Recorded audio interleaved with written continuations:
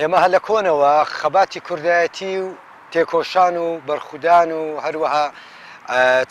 شەهیددان لە پێناوی کوردستان هەمیشە کاروانێکی بەردەوام بووە و ئێستاش هەر بەردەوامە. دژمنان و نارەکانمان نەک لە چاردەورەمان کە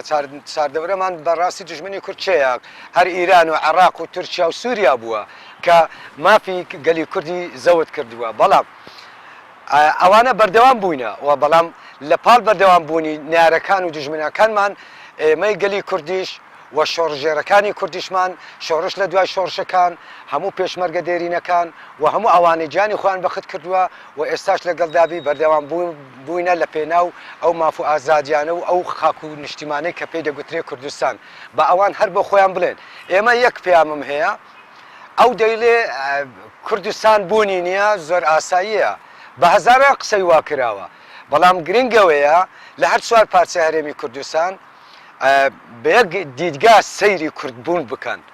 بۆ ئەوەی بە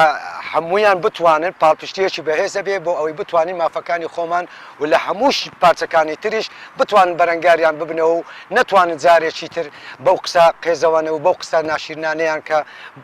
خۆیان ناشرن و زیاتر خۆشیان ناشرن بکەن، چونکە قسەی وان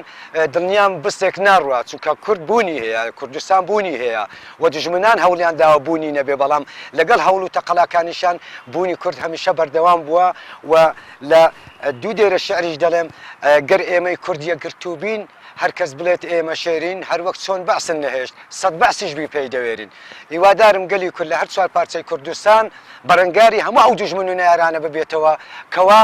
دژایەتی کورد دەکات و بە تایبەتیش کە دەڵێ کوردستان بوونیە. ئەوە پەرلەمانتارێکی هەدەپا وتی کوردستان ئێرەیە. مام جەلالی سەرکردەی شۆڕشێکی بەتوانای کورد و کوردستان و لە خەبات و تێکۆشانی خۆیدا بەڕەحمەت بێ کە لەویشان لە پەرلەمان لیان پرسی بوو هەر لە تورکیا پێیان وت کوردستان نییە بوونی نییە، کە مام جەلال ڕەحمەت وتی وەرە کوردستان پەرلەمانمان هەیە و حکوومەتمان هەیە و ئەتو باوەڕی پێ دەکەی پێوەڕناکەی کەیفی خۆتە، کەواتە ئەو سەرۆکوەزیرانەی بەرگری تورکیا کە ئەو قسەی کردووە بە ئەو قسەی هەر بکە کە دەشزانی بوونی هەیە، خاوەن هەرێمێکین و هەر چوار هەرێمی تریشمان ماوە و ئینشاءڵڵا بە هەوڵ و هێز و توانای یەکگرتووی گەلی کوردمان هەر چوار پارچەی کوردستان دەکەینەوە یەک پارچە کە یەک پارچەی کوردستان بوو دژمنان ویان لێ کرد. هێمای کوردبوون نەکە هەر ئەو زەمانەیە و یا جلوبەرجی کوردی، هێمای کوردبوونی کورد گەلێک زۆرە، ئەنی هەر ئەوەندە بەسە بۆ ئەوەی کە کورد هەیە، ئەو پەرلەمانەی کە هەیە ئەوەندە بەسە کە کورد هەیە،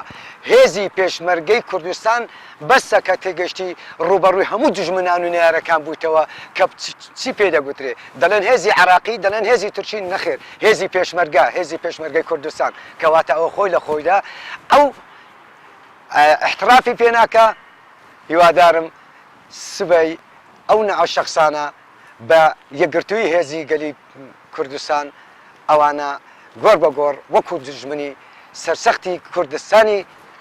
باشوورمان سەدام حوسێن لە ناویان ببەن هەموو ئەوەی نەیارانە. ئێمە بە هەمومان دەبی بڵێن کورد و کوردیشی خاوەن یەک نەتەوەیە و خاوەن یەک ئاڵایە و